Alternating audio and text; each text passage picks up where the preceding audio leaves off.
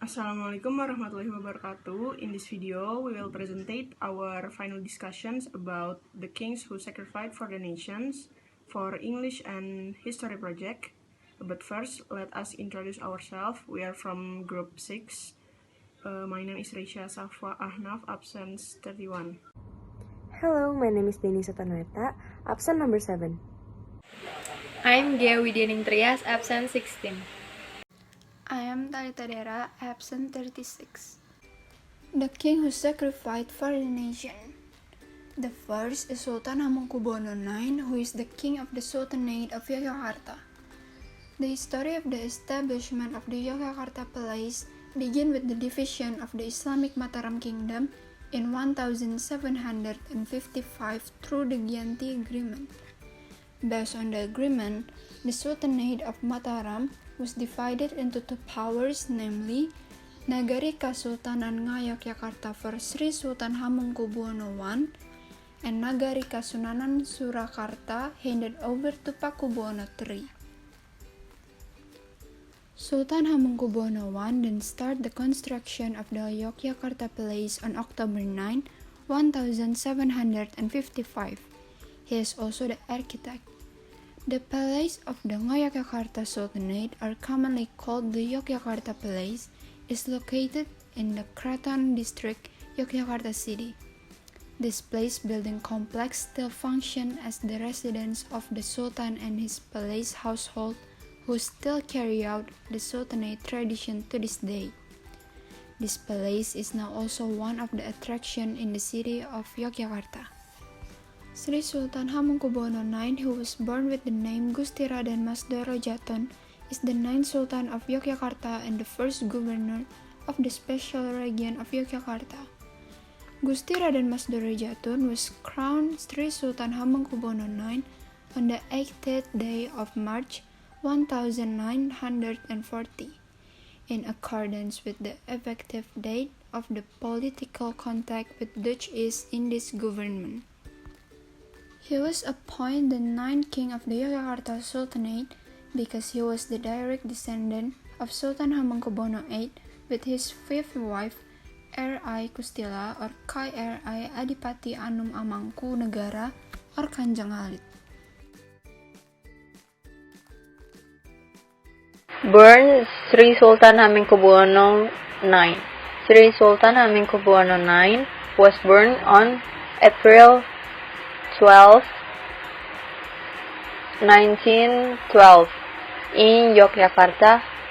Sri Sultan Hamengkubuwono was born with the name Gusti Raden Mas Doro Jatun Ngasem Ngayogyakarta Hadiningrat.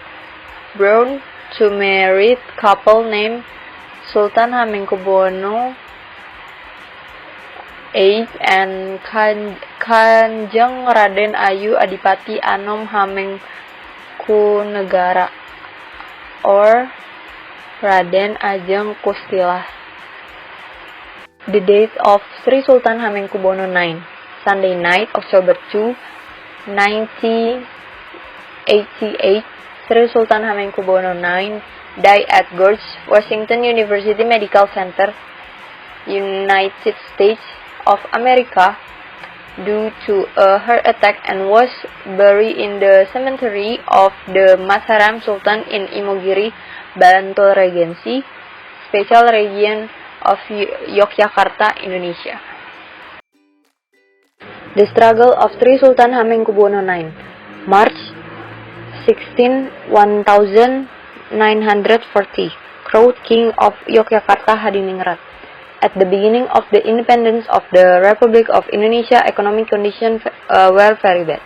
The state coffers were empty, agriculture and industry were heavily damaged by the war.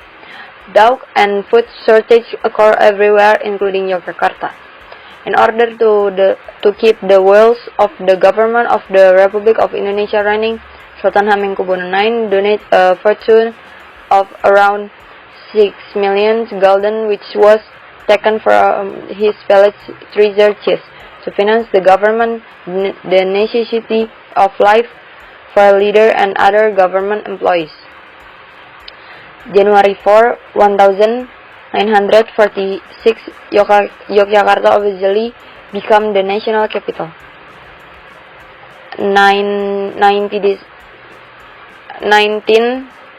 December 1948, after the Renville negotiation, the Dutch carried out the second military aggression. The target is the capital city of Yogyakarta. December 22, 1948, the president, vice president, and other high-ranking Dutch were arrested and exiled. Meanwhile, Sultan Hamengkubuwono IX was not detained because of his special position. In addition, the Dutch have recognized Yogyakarta as a kingdom and respect local wisdom. Sultan Hamengkubuwono IX refused the invitation to cooperate with the Dutch. He also wrote an open letter which was distributed throughout Yogyakarta. In the letter, it was said that the Sultan was downgrading as head of the special region of Yogyakarta. February 149, the Sultan contacted Commander-in-Chief Sudirman to ask for his approval to carry out a general attack against the Dutch. After obtaining the approval of Commander-in-Chief Sudirman, the Sultan immediately contacted Lieutenant Colonel Soeharto to lead a general attack on the Dutch in Yogyakarta. This attack managed to control Yogyakarta for approximately 6 hours. This victory is important to show the world that the Indonesian people are still fighting for independence.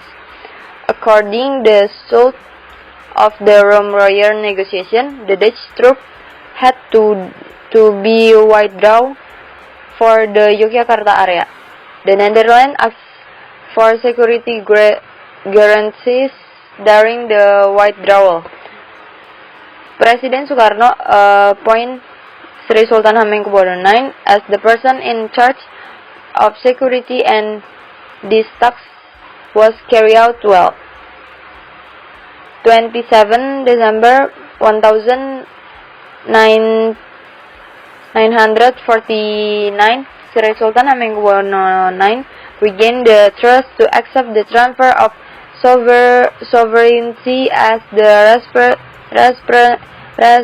representative of the Swiss government.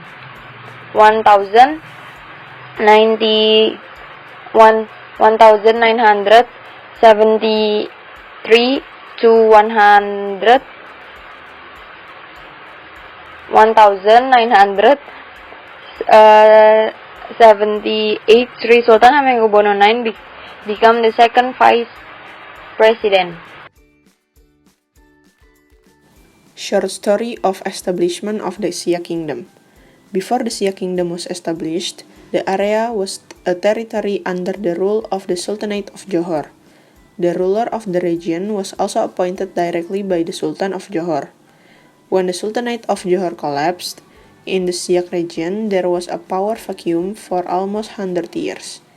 Raja Kecik, who had been involved in the civil war in Johor, then settled in Bintan and subsequently established a new state on the banks of the Buantan River, a tributary of the Siak River. The new state, based in Buantan, is named Siak Kingdom. Nevertheless, the center of the kingdom had several times undergone displacement. It was only during the reign of Sultan Ismail that the center of the kingdom finally settled in the city of Siak Sri Indrapura until the end of his reign. The appointment of Sultan Syarif Qasim II to be a king. Since childhood, he has been persuaded to continue his father's position to become the 12th Sultan. Until the age of 12, he was educated in the palace environment, like how usually a king to be treated. His father wanted when Syed Qasim succeeded, he could lead the kingdom with full of knowledge. Therefore, after Syed Qasim was 12 years old, he was sent to Batavia, or known as Jakarta, to study. When Syed Qasim was 16 years old, while he still studying in Batavia, his father, Sultan Ashaydis Sharif Hashim Abdul Jalil Saifuddin, died.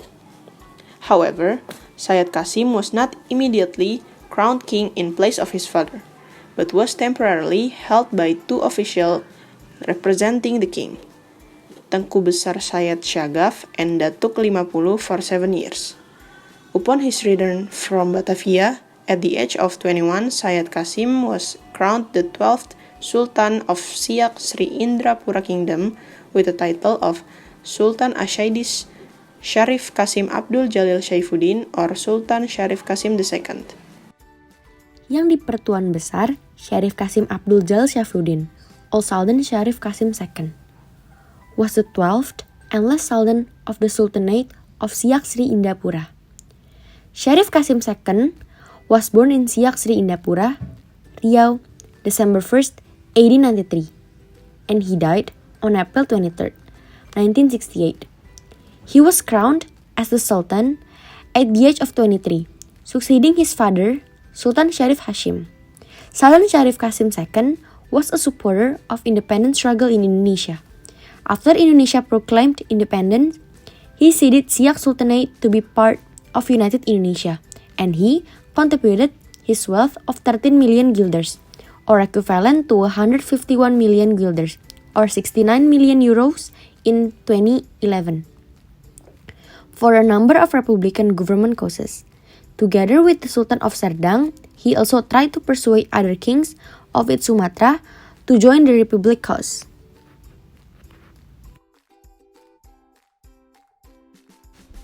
That's all from us. Thank you.